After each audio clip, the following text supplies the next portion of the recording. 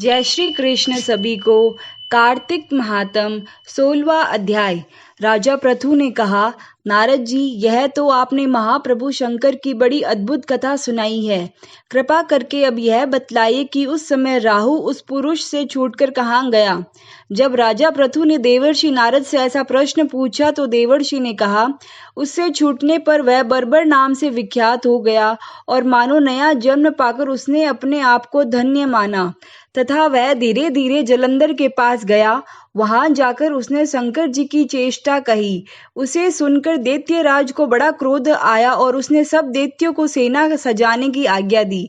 काल नेमी और शुंभ निशुंभ आदि सभी महाबली दैत्य तैयार होने लगे। एक से एक महाबली दैत्य करोड़ों की संख्या में निकलकर युद्ध के लिए संबद्ध हो गए। महाप्रतापी सिंधु पुत्र शिवजी से युद्ध के लिए निकला। उसके आगे महर्षि शुक्र और छिन्न सिर राहु हुआ। फिर तो उसी समय जलंधर का मुकुट खिसक कर पृथ्वी पर गिर पड़ा। आकाश में मेघ छा गए और बड़े अपशकुन हुए। उधर इंद्र आदि सब देवताओं ने एकत्र होकर कैलाश पर जाकर शिवजी के पास पहुंचकर सारा वृतांत कहा और यह भी कहा कि आपने जलंधर से युद्ध करने के लिए जो भगवान विष्णु को भेजा था वह उसके वशवर्ती हो गए हैं तथा लक्ष्मी सहित जलंधर के अधीन होकर उसके घर में निवास करते हैं। अब देवताओं को भी उसके यहाँ निवास करना पड़ रहा है।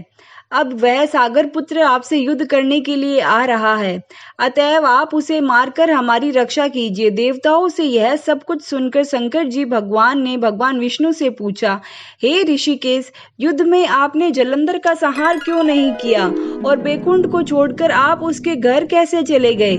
यह सुनकर भगवान विष्णु ने हाथ जोड़कर नम्रता पूर्वक शिवजी से कहा, उसे आपका असीवा लक्ष्मी का भाई होने के कारण नहीं मारा है।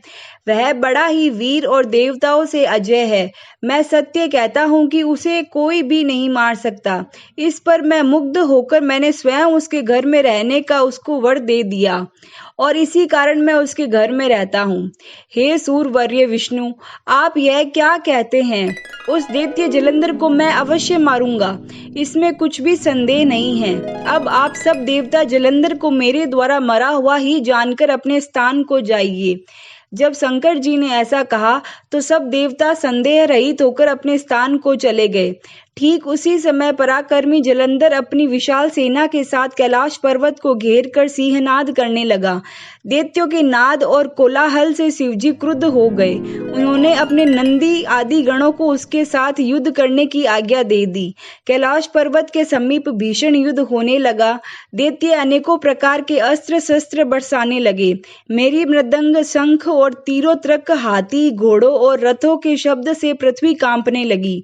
युद्ध में कट कर मरे हुए हाथी, घोड़ों और पैदलों पर पहाड़ सा लग गया, जिससे कि युद्ध भूमि और भी अगम्य हो गई। दैत्यों के आचार्य श्री शुक्राचार्य भी अपनी मृत संजीवनी विद्या से सब दैत्यों को जिलाने लगे। यह देखकर शिवजी गण व्याकुल हो गए और उनके पास जाकर सारा वृतांत सुनाया। उसे सुनकर भगवान रुद्र के क्रोध की सीमा न रही। वह अपने भयंकर रूप से दिशाओं को प्रज्वलित करने लगे। फिर तो उस समय उनके मुख से एक बड़ी भयंकर कन्या उत्पन्न हुई, जिसकी की 2 जंघाएं लाल वृक्ष के समान थी। वह युद्ध भूमि में जाकर सब असुरों को चर्बन करने लगी।